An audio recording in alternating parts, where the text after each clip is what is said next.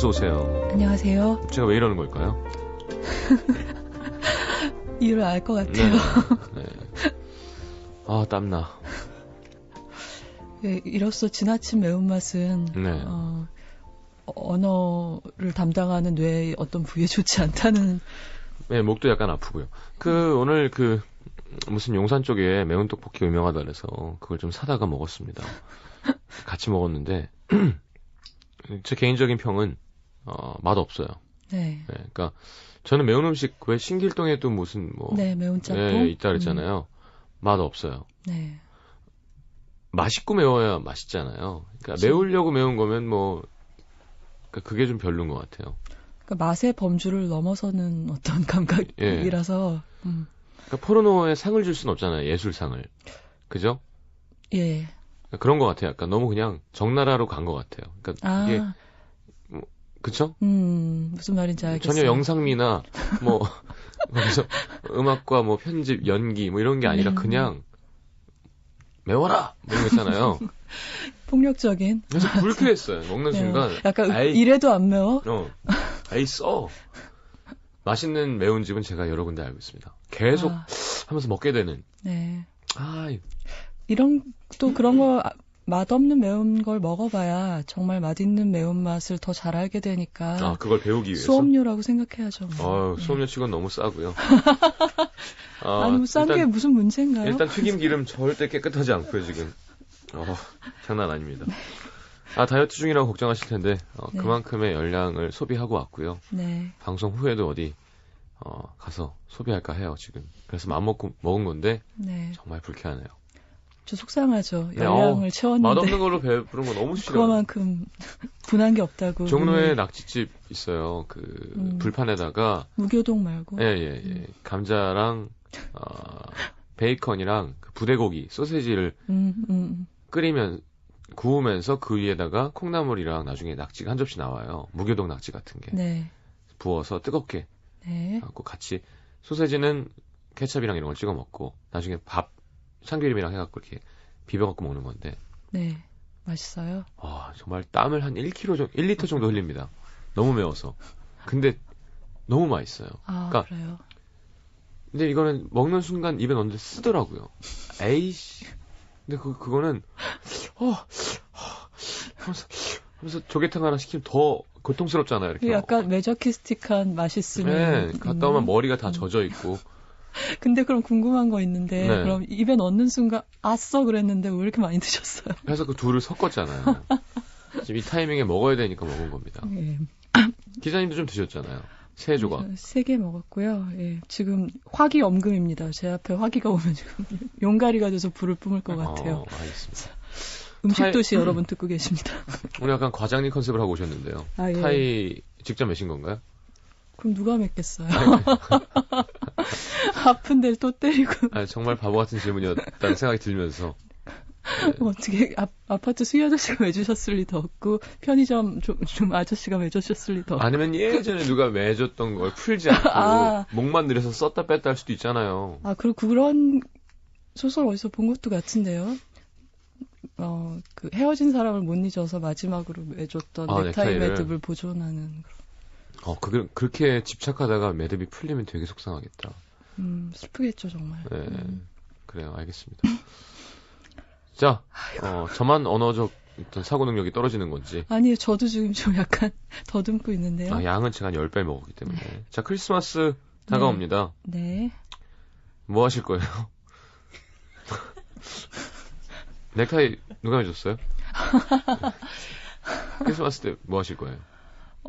크리스마스 때 일하고 있을 것 같아요. 저희는 보통 공휴일이나 그런 거 안 따지고 요일 따라서 일이 돌아가기 때문에. 네. 이번 크리스마스는 주초 쪽이라서. 예. 이브에는요? 이브에도? 이브에는 아직 계획이 없어요. 만들어야죠, 이제. 그래요. 네. 알겠습니다. 그 직장 있잖아요, 기자님. 네. 그럼 거기는 계속 올라가다가 끝이 있는 건가요? 임원이 되고 또 사장이 되나요, 그러면? 아니면 그냥 기자로 계약하다 끝나는 건가요? 기자로서는 이제 편집장이 제일 높이 올라갈 수 있는 곳이겠죠. 그 이유는 없어요?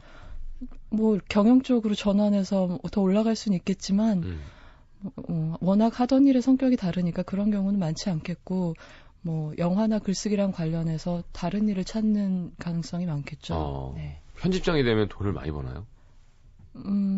다른 기자보단 조금 더 받겠지만 뭐 많이라고까지 할 정도는 아닐 거예요. 저 잘 몰라요.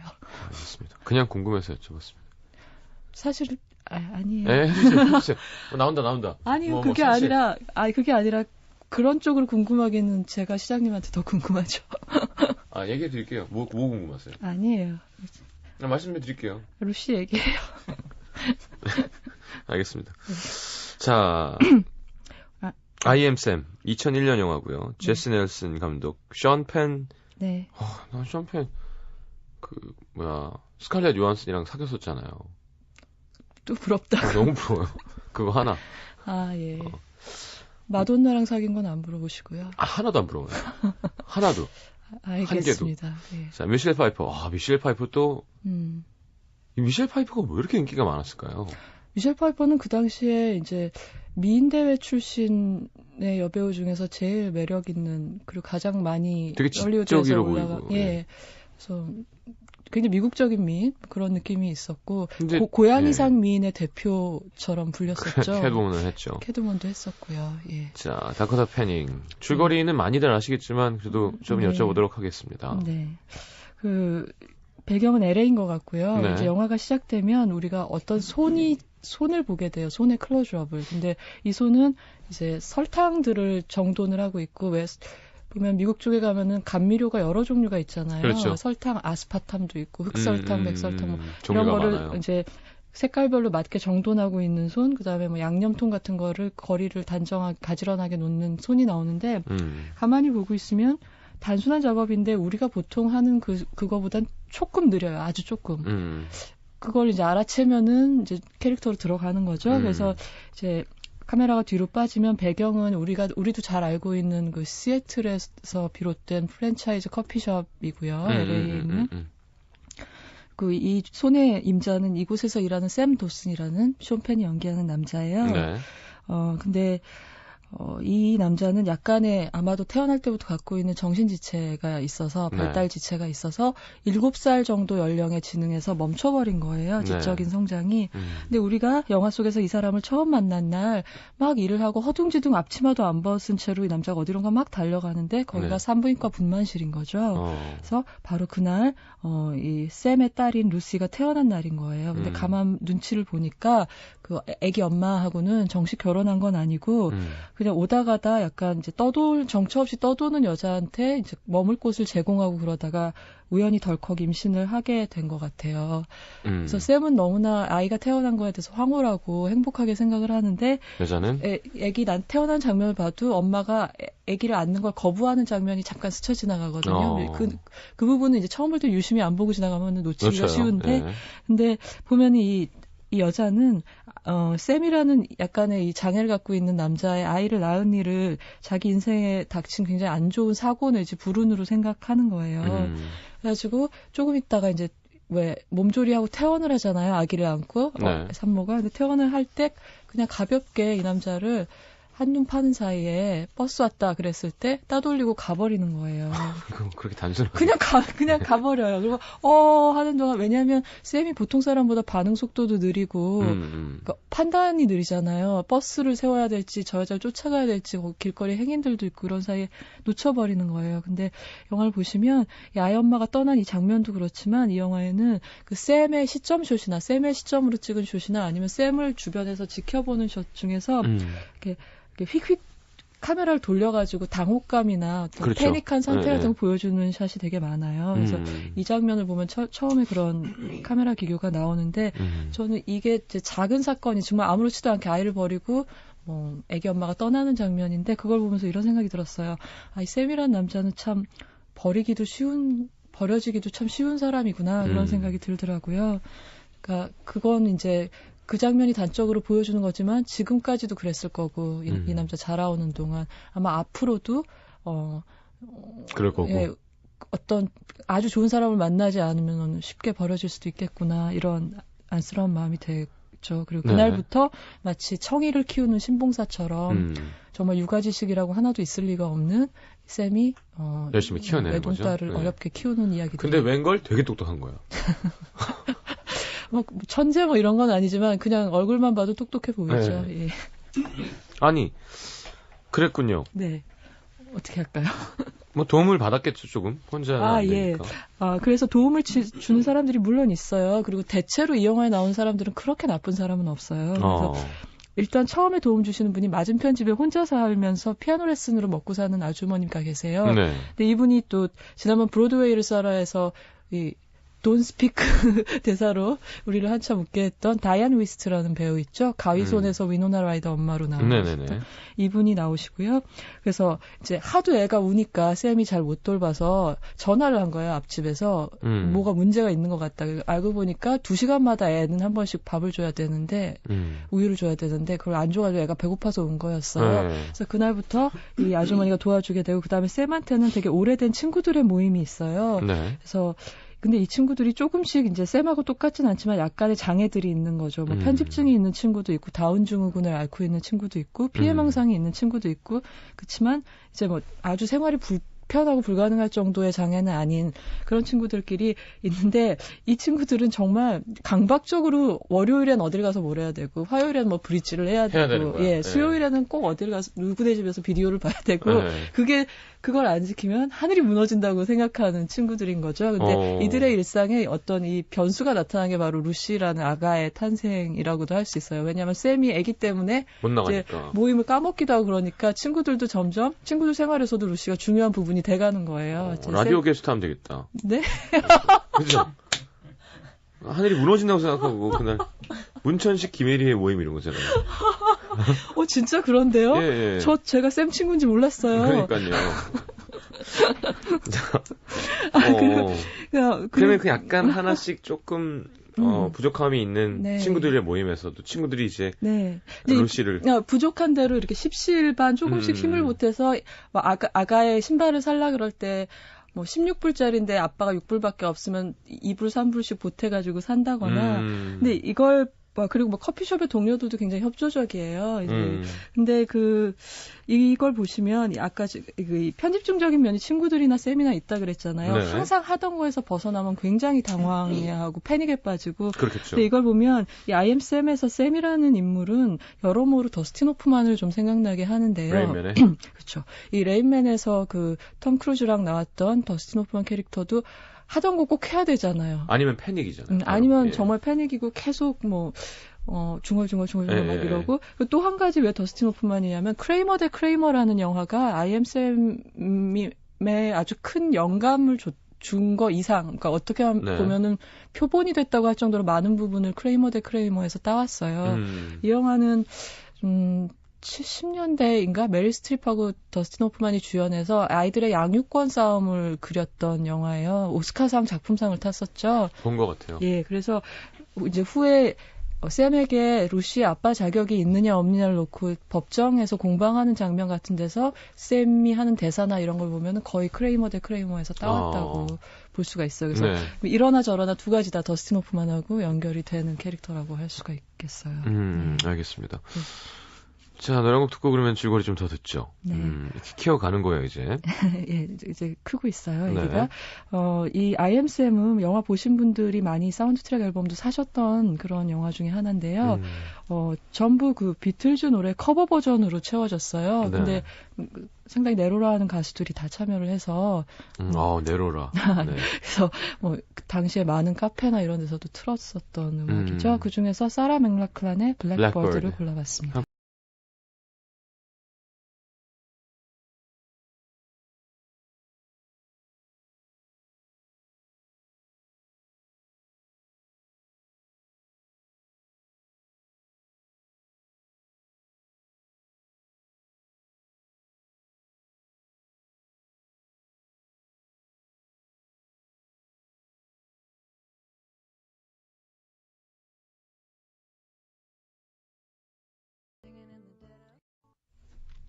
자, 사라 맥락클란의 맨날 맥클란이라고 했거든요.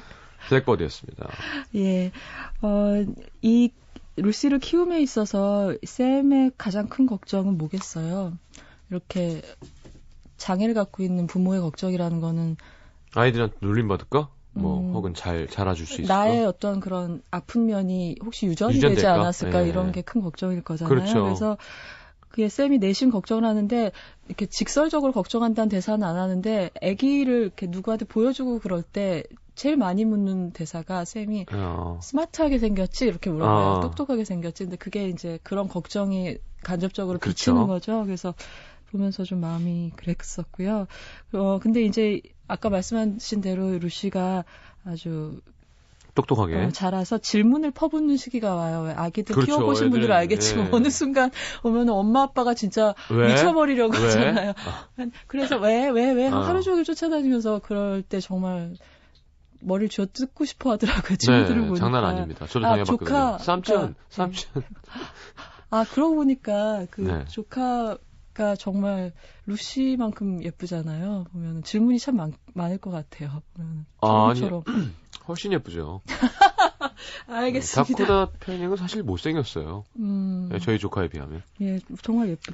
근데 뭐 그런 거죠. 아빠 왜 눈은 펄펄 내려? 주룩주룩 안 내리고 펄펄 내려? 뭐 다른 왜 집에까지 쫓아와? 뭐 이런 질문 있잖아요. 거의 무슨 스님이랑 대화해야 돼요. 그런. 그렇죠. 선문답이죠. 네. 원론으로 들어가는 왜 물은 왜 물이야? 뭐 그런 거 있잖아요. 산은 왜 산이야? 그러니까 그거를 그러니까 어떻게 생각하면 되게 유치하게 대답해주면 되는데 어떻게 받아들이면은 거의 막 무슨 뭐 주역이나 뭐 이렇게 탈무드 같은 거 읽고서야 대답할 수 있는 그런 물음들을 아이들이 던지잖아요. 그렇죠. 그러니까 그래서 이제 우리 보면서 걱정돼 쌤은 과연 딸한테 만족스러운 답들을 줄 수 있을까? 근데 나름의 대답을 줘요. 놀랍게도 보면은. 근데 재밌는 코드 중에 하나가 루시라고 아이 이름을 지었잖아요. 그리고 미들네임은 다이아몬드예요. 루시 다이아몬드 도슨인데 그런 이름이 어디서 왔냐면 이 쌤 캐릭터를 규정하는 중요한 요소 중에 하나가 비틀즈 광팬이라는 거죠. 그래서 이제 비틀즈 노래 중에서 Lucy with Diamonds in the Sky라는 그 서전트 페퍼스 론리 하트 클럽 밴드 앨범에 들어있는 노래가 있잖아요. 네, 길었어요. 하다 보면 근데 이렇게 비틀비틀하면서도 굴르시네요. 예, 좀 매워가지고 그 앨범의 빨간 자켓 생각하는 순간 입안에서 침이 또 매운맛이 알겠습니다. 근데 그 노래에서 딸 이름을 가져올 정도로 비틀즈를 좋아하는데 그래서 어떤 사람들이 쌤에게 어떤 의견을 물어봤을 때 자기 얘기로 대답을 안 하고 그러니까 자기 표현 잘 못하니까 비틀즈의 사소한 일화라든가 노래 가사를 갖고 자기 감정이나 생각을 거기다 투사해서 간접적으로 애둘러서 대답을 하는 버릇이 있는 거예요. 쌤이. 그러니까 뭐 예를 들어서 자기가 엄마 없이 그러니까 루시가 엄마 없이 자라는데 존 레논이나 폴 맥카트니도 어려서 엄마가 떠났었다라거나 뭐 이런 얘기들 하는 거죠. 그리고 뭐 조지 해리슨이 제일 작곡 능력이 떨어지는 멤버였지만 레볼루션이었나 리볼버였나 앨범에서는 Here Comes the Sun이 제일 훌륭한 곡이고 그 곡은 조지 해리슨 곡이라고 이런 자기 처지에 빗대는 얘기를 직접 안 하고 비틀즈 얘기에 빗대서 하는 거예요. 근데 이제 영화에서 우리가 보게 된 제대로 된 이 부자 간의 대화가 되게 마음이 그래요. 보면은 그러니까 마음이 좀 짠해요. 부녀 간의 대화가. 그래서 루시가 이런 거 물어봐요. 아빠 생각엔 이제 다코타 패닝 얼굴 생각하시면서 아빠 생각엔 엄마가 돌아올 것 같아? 이런 거 물어보는 거예요. 그리고 아빠를 이렇게 만든 것도 주님 뜻이야? 이런 걸 물어보는 거죠. 어렵다. 그럼 그래라고 대답하죠. 그러고 아빠 다른 아빠들하고 달라 이런 얘기를 해요. 그러면은 그때 쌤이 대답하는 게 그래요. 미안해 그래요. 아빠는 다른 아빠랑 달라. 그러니까 미안해 그러니까 아빠 미안해하지만 난 되게 운이 좋은 것 같아. 다른 애들 아빠는 공원에 같이 안 놀러 와줘. 이렇게 얘기를 하는 거예요. 그래서 이렇게 딸이 아빠가 세상에서 약자라는 거 어렴풋이 눈치채면서 이제 다른 아이들보다 앞질러 크는 거죠. 이런 경우에는. 그렇죠.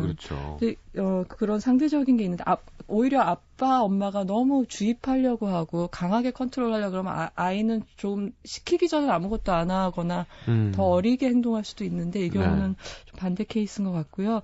근데 문제는 루시가 자라면서 굉장히 문제가 이 부녀가 어려움을 겪는 시기가 올 거라는 거예요. 왜냐하면 아까 처음에 제가 쌤이 지능이 7살 수준에 멈춰 있다고 말씀드렸잖아요. 근데 이제 루시가 조숙하다는 걸 배제하더라도 루시가 7살이 되고 8살이 되면 아빠의 지적 수준을 추월을 할 거고 그렇죠. 그러면 이제 배려하고 돌보는 쪽이 이 소녀 쪽으로 이동을 하면서 점점 보호자로서의 이 아빠가 갖고 있는 자격이 의심받게 되는 시기가 오는 거예요. 에이, 그건 그럼 처음부터 의심받을 거지. 7살이 넘어가서 이제 더 똑똑하니까 지나? 근데 그게 이제 실제로 느끼는 거죠. 이 부녀한테도 그게 다가오는 거죠. 그래서 그 어려움들에 대해서는 2부로 넘어가서 말씀드리겠습니다. DJ. 알겠습니다. 광고 듣고 2부에 다시 넘어옵니다. IM쌤 함께하고 있어요. MBC FM for you. FM for you. 91.9.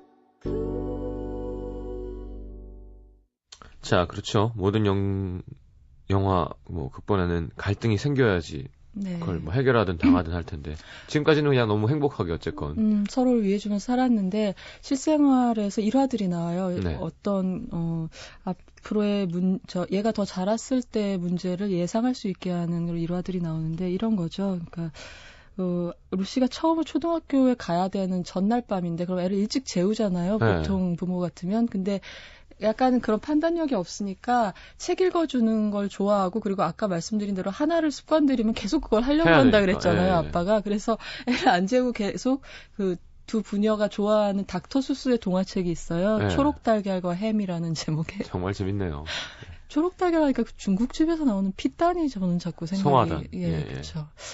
또 음식도 근데 그거를 계속 아빠 나 내일 학교에서 졸기 싫은데라고 루시가 얘기를 해도 이게 반대가 된 거죠. 부녀의 입장이. 네. 보통 집 같으면 애가 안 잘라 그러고 너 내일 첫 등교니까 자라고 해야 되는데 한 번만 더 읽자 하고 아빠가 때를 쓰는 거예요. 이제 거기까지는 괜찮아요. 그냥 미소 지으면서 볼 수 있는데 이제 슬픈 게 얘가 이제 그 단계를 넘어서서 닥터 수스 동화 수준을 넘어서서 학교에서 선생님이 집에서 읽어오라고 과제로 책을 내줬는데 거기 나오는 어휘를 아빠의 보캐뷸러리가 못 따라잡고 읽지를 못하는 거예요. 근데 그 장면에서 아빠가 머뭇머뭇하니까 그거를 정말 그 구슬 같은 눈으로 쳐다보다가 나고다 패닝이 딱 책을 덮으면서 이래요. 아빠 나 이 책 싫어. 초록달걀 읽자. 초록달걀과 햄 읽자. 맞아요. 아빠 나 이 책 싫어. 다시 초록달걀과 햄 읽을래. 아빠가 못 읽는 책은 나도 싫어. 이렇게 얘기를 하는 거예요. 어떡해.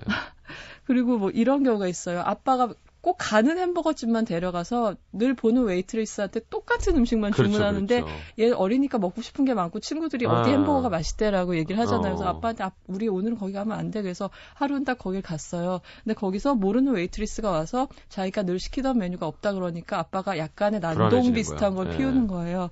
그때 이 소녀는 이 웨이트리스랑 아빠 사이에서 아빠가 한 말을 이 여자가 이해할 수 있는 말로 바꿔주려고 막 7살짜리 여자애가 노력을 하다가 중과부적이라고 느끼고 약간 체념하는 장면 같은 게 있거든요. 그러니까 이런 식으로 문제들이 나타나는 거죠. 그리고 제일 우려스러운 점은 뭐냐면 이 아이가 학습을 사보타지하기 시작하는 거죠. 왜냐하면 내가 아빠보다 똑똑해지면은 아빠 슬퍼지고 우리 집에 문제가 생길 것 같은 불안감이 오니까 공부를 잘하던 애가 일부러 공부를 안 하는 거예요. 안 따라가려고 하는 거예요, 진도를. 선생님이 문제를 느끼고 그리고 아시겠지만 그 사회보장제도라는 데에서 굉장히 장난 아니죠. 깐깐하게 아이들 그런 영화도 많았잖아요. 네네. 사실 아이들을 빈곤한 부부한테서 뺏어가서 아이를 찾으려고 산말리를 간다거나 뭐 이런 것들이 많았는데 근데 여기서 또 하나 문제는 얘가 그래도 아이잖아요. 아무리 어른스럽다고 해도. 그래서 실제로 자기 둘만 있을 땐 몰랐는데 친구들이 집에 놀러와서 보고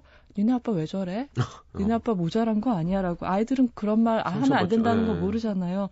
그랬을 때 이제 상처를 받는 거예요. 아무리 어른스럽더라도 학교 가면 자기 친구들하고 어울리고 싶고 부끄러운 게 싫은 꼬마일 뿐이기도 하잖아요. 루시가. 근데 제가 볼 때 루시한테 더 힘든 건 뭐냐면 얘가 자기가 아빠를 부끄러워한다는 그 사실이 아니라 내가 아빠를 부끄러워하는 감정이 나쁜 거라는 자체까지 갖고 있는 조숙한 애라는 점이 애한테 더 정신적으로 부담인 거예요. 그렇죠. 그러니까 이중으로 괴로운 거죠. 이 소녀는 아직 어린데도. 이제 그러다 결정적인 사건이 루시의 8살 된 생일날 서프라이즈 파티를 하려고 루시 친구들을 모아서 쌤이 파티를 조직을 했는데 이제 그 자리에서 그 철없는 친구의 하나가 루시가 학교에서 자기는 입양된 딸이라고 그랬다는 말을 하는 거예요.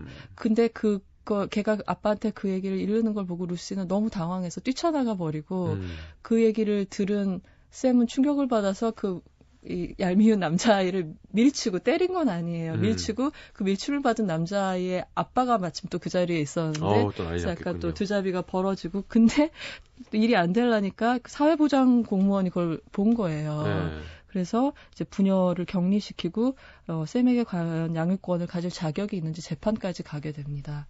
그래서 그 재판에 도움을 얻기 위해서 찾아간 변호사가 바로 미셸 파이퍼가 영화가 한참 진행된 다음에 등장하게 되죠. 네.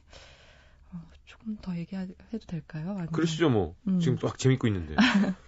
근데 이 변호사는 굉장히 유능하고 성공한 변호사. 잘 어울려요, 미셸 파이퍼. 그렇죠. 네. 왜 여자들의 파워수트라고 하죠? 네네. 까만색으로 딱 이렇게 몸에 딱 맞게 재단된 하얀 와이셔츠 컬러의 이런 하이힐 딱 신고. 그렇죠.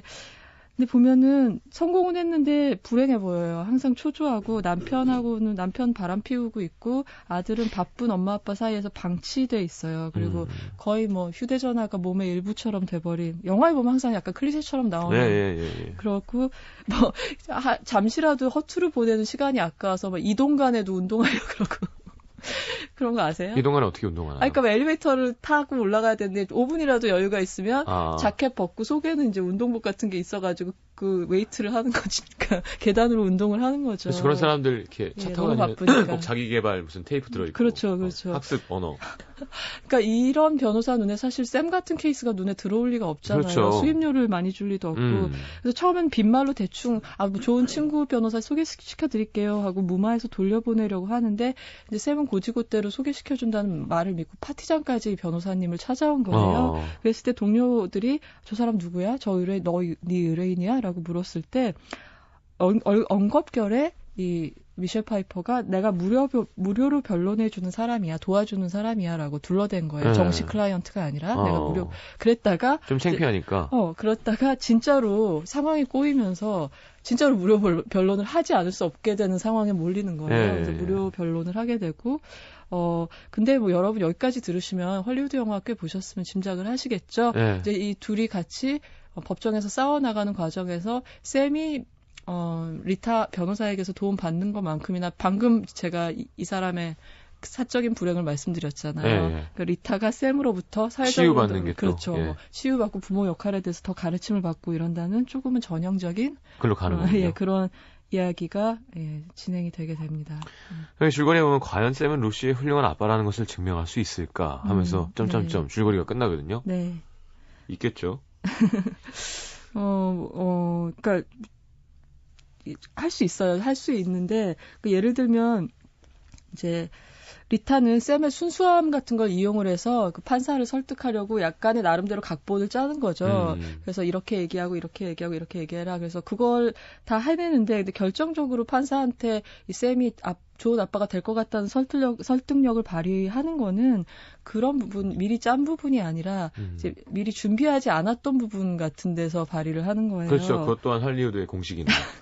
네. 맞아요. 그래서 그러니까 예를 들면 당신은 그러니까 사실 우리가 이 재판 과정에서 알게 되는 이야기 중에 하나가 샘이 어렸을 때 샘이 태어나자마자 아버지가 이 모자를 버리고 떠났다는 거거든요. 그러니까 말하자면 루시는 엄마가 버리고 갔고 샘은 아빠가 버리고 갔고 샘은 엄마가 아이를 그 어떤 시설에 맡긴 거예요. 그리고 그 시설에서 샘은 자라는 동안 바람직한 경험만 한 건 아니고 그러니까 당신은 좋은 아버지가 어떤 존재인지도 모르는데 어떻게 루시한테 좋은 아빠가 될 수 있겠냐라고 말하자면 검사 쪽에서 공격을 하니까 나는 내 자신을 존경해요. 그러면서 좋은 아빠의 조건이 뭐라고 생각하냐 그랬을 때 아이한테 중요한 건 일관성. 어떻게 하든 일관성을 보여줘야 되고 귀 기울여 들어줘야 되고 귀 기울여 듣기 힘들 때는 귀 기울이는 척이라도 해야 되고 그러면서 결정적인 한 방이 뭐냐면 그런 거죠. 이 사람이 정신지체가 있다고 해서 그런 질문을 하지만 보통의 아빠들도 아무 지체가 없는 아빠들도 딸을 기를 때 똑같이 애를 어떻게 키워야 될지 모르지 않나요? 라는 반문을 하게 되는 거예요. 그래서 그때 이제 거의 쌤이 설득했어라고 하는데 막판에 반전처럼 무너지는 게 뭐냐면 정말 결정적인 질문 이런 걸 물어보는 거예요. 저쪽에서. 당신은 당신 사랑하는 딸 루시가 당신의 능력으로 줄 수 있는 것보다 더 많은 걸 받을 자격이 있다고 생각하지 않나요? 걔한테 더 줄, 그렇죠. She deserves more 이렇게 물어보는 거죠. 그랬을 때 내가 해줄 수 있어라고 차마 말을 못하는 거죠. 쌤이. 그러면서 그때 무너지는 거예요. 그러면서 사랑하지만 어쩔 수 없이 내가 갖고 있는 또 능력이나 됨됨이 때문에 아이에게 해를 끼칠까봐 물러서게 되는 이제 그런 걸 보여주게 되는데 저는 이 대목 보면서 그 존 스타인백 소설 중에 생쥐와 인간이라는 게 있고 그게 네. 영화로도 만들어졌어요. 그래서 잘 아시는 존 말코비치가 그 네. 주인공 중에 한 명으로 나오는데 그 중에 어떤 남자가 나오냐면 되게 덩치가 크고 힘이 괴력을 가진 남자인 거예요. 근데 마음 비단결이에요. 네. 근데 힘이 너무 세다 보니까 항상 작은 생쥐나 강아지 이런 걸 예쁘다고 주머니에 넣고 만지면서 다니는데 아귀 힘이, 소나귀 힘이 너무 세니까 어느 순간 보면 죽어 있고, 그러니까 네. 원치 않는데 자기의 그 생김새 때문에 해치는 거예요. 그 얘기하니까 갑자기 고질라도 생각나네요. 네. 고질라는 사실 그냥 걸어 다녔을 뿐이잖아요. 그렇죠. 근데 크고 꼬리가 길어서. 그러니까 킹콩이 정말 섬세한 거라니까요. 그 다부지게 하면서 손에다 이렇게 한 움큼 딱 쥐고. 맞아요. 네. 어깨에 놓고. 그럼 이제 트랜스포머 이런 거 말도 안 되는 네, 거예요. 네, 오티머스 맞아요. 프라임 얼마나 섬세한 네. 외계 생명체입니까? 우리가 사드로 떠가고 있고. 그래서 어쨌거나 그런 식으로 마음 아프게 아이를 일단 포스트홈이라 그러죠. 임시로 맡아주는 가정에 보내게 되고 그 부모는 얼마나 예쁘겠어요. 루시가 다코타 패닝인데. 그렇죠. 그래서 정식 입양을 추진하게 되고 한동안 그래서 난 루시한테 내가 필요 없어라고 우울증에 빠졌던 샘은 리타의 설득에 의해서 포기하지 않고 다시 그 루시의 양부모가 된 집 근처에 가서 계속 만남을 이어가게 됩니다. 알겠습니다. 오늘은 시원하게 끝까지 얘기해 주시는군요.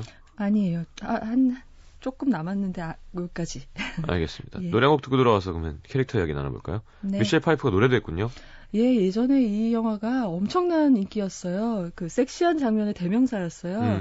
페이뷸러스 베이커 보이스라는 이제 재즈 뮤지션들이 나오는 영화가 있었는데요. 네. 이 사운드 트랙 중에서 미셸 파이퍼가 직접 부른 피아노 위에 올라가서 빨간 드레스를 입고 부른 메이킹 우피라는 곡 듣겠습니다. 네. 피아노 위에 올라가면 왜 이렇게 섹시할까요? 그러게 말이에요. 피아노 위에 올라. 그렇죠? 네. 옷을 잘 차려입고 피아노 옆에서 뭔가를 하면 좀 약간. 음. 자, 듣고 들어옵니다. 메이킹.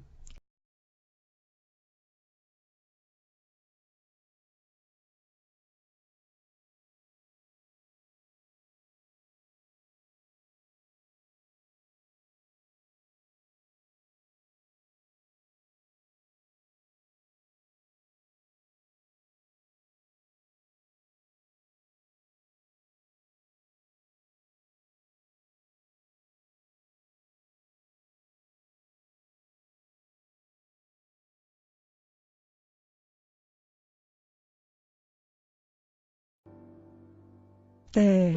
스칼렛 요한슨이랑 잠깐 만났던 사람이죠. 션 펜이 주연한 샘 도슨 역으로 열어나고요. 마돈나랑 부부로 오래 살았는데 그건 생각도 안 나시고. 전혀 생각 안 나요. 알겠습니다. 예. 최근에 찍은 화보 못 보셨군요. 와, 예. 난리도 아닙니다. 진짜. 그렇죠. 네, 넘어갈까요? 캐릭터 네. 얘기할까요, 그러면? 예, 캐릭터는 이제 지금 말씀드린 루시뿐만 아니라 이 영화는 전체적으로 배우 의존도가 굉장히 높은 영화예요.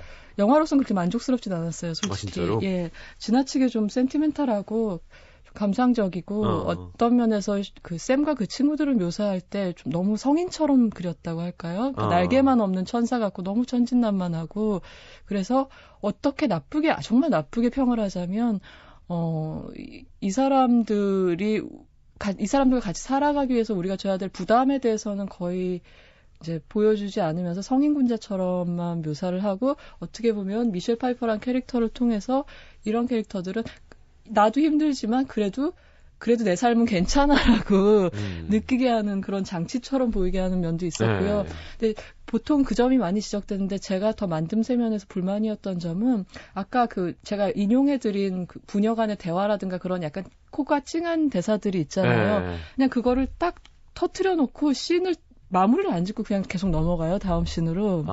그래서 인물들에 대해서 조금 무책임하다는 느낌이 있었어요. 그리고 영화 전체 엔딩도 조금은 그런 식이 있고요. 네. 그러니까 이제 좀 이렇게 훈훈하고 감동적인 큐를 줬으면 됐다라고 생각하고 그다음에 음악이 쫙 깔리고 네. 근데 그 씬 자체나 아니면 그래서 이 대화가 오고 간 다음에 이들의 상처는 어떻게 될 것인가에 대해서는 그냥 끈질기게 지켜보지 않는다는 느낌, 예, 감독이 예, 예. 그런 느낌이 좀 있었습니다.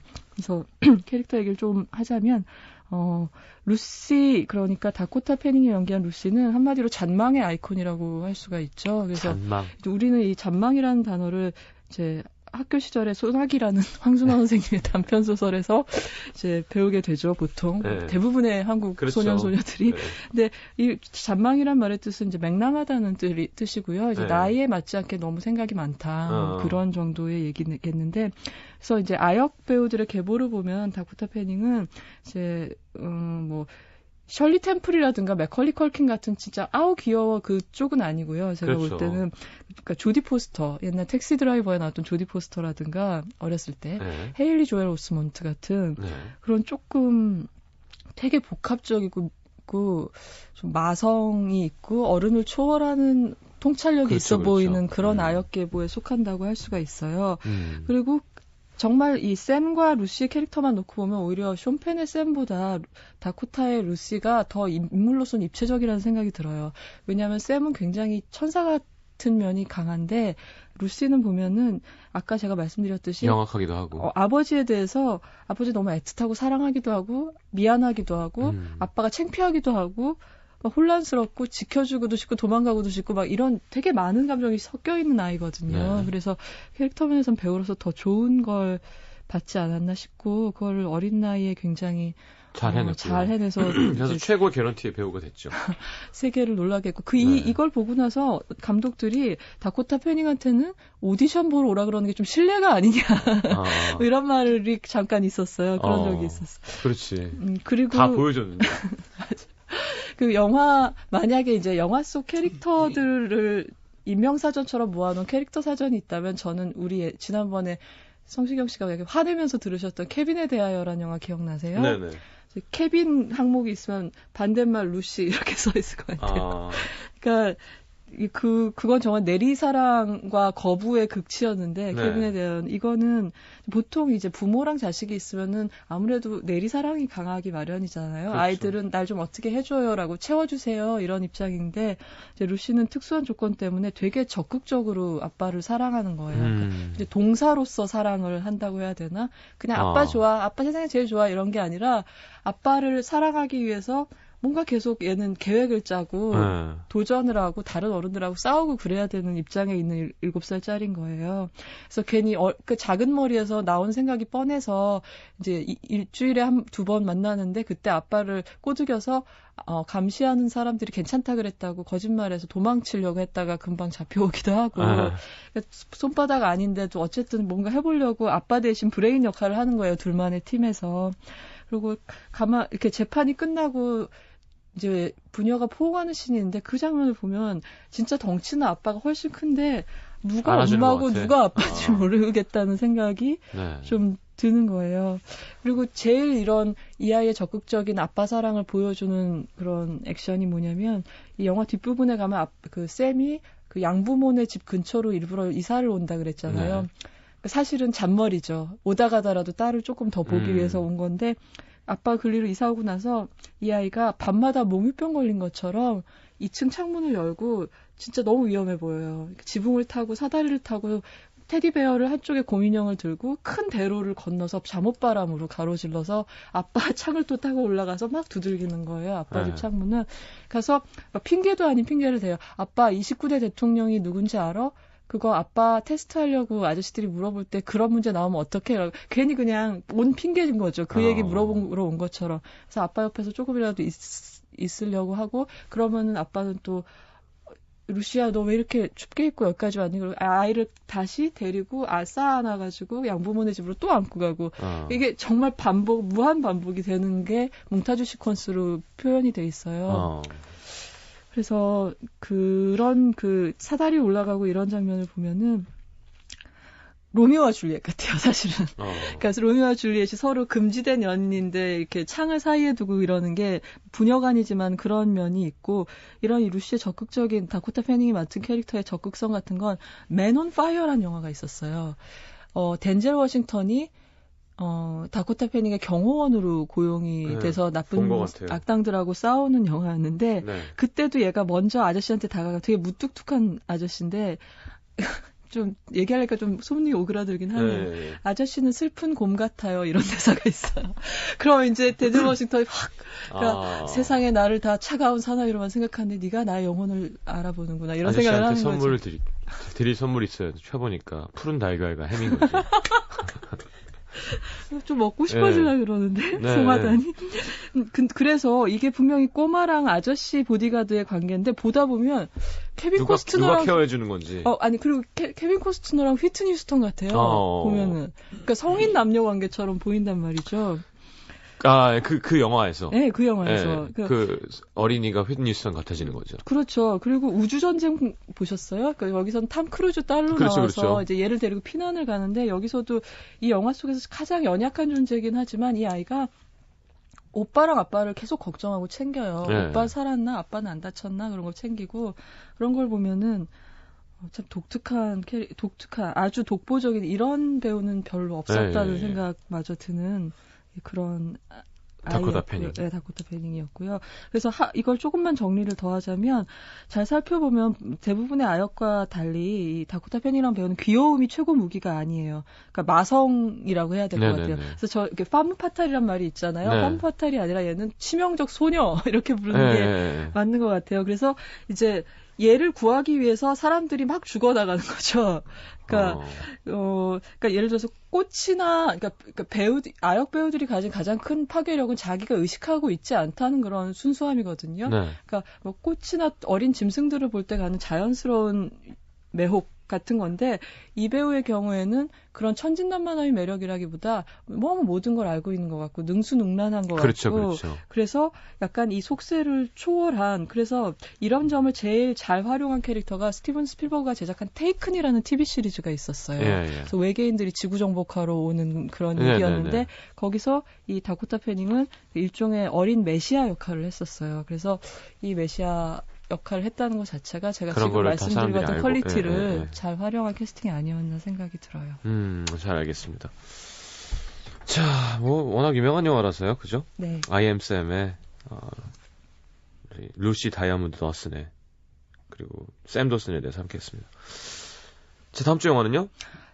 제가 다음 주 영화를 아직 못 정했어요. 그래서 조금 더 생각을 해보고 알겠습니다. 게시판에 공지를 해드리도록 할게요. 알겠습니다. 자, 지저스 크라이스트 슈퍼스타 중에서 예, Everything's Alright. 예, 막달라 마리아와 유다와 예수가 목소리가 들리는 것 같아요. 제 나름의 캐롤이라고 골라봤습니다. 그러니까요. 네. 자, 광고 듣고 이 노래 듣고 저는 3부에 다시 옵니다. 감사합니다. 감사합니다.